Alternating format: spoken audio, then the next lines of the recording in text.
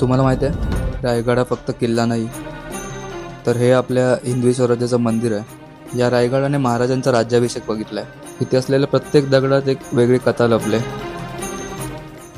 आणि आज मी या मंदिराचं दर्शन घ्यायला आलोय.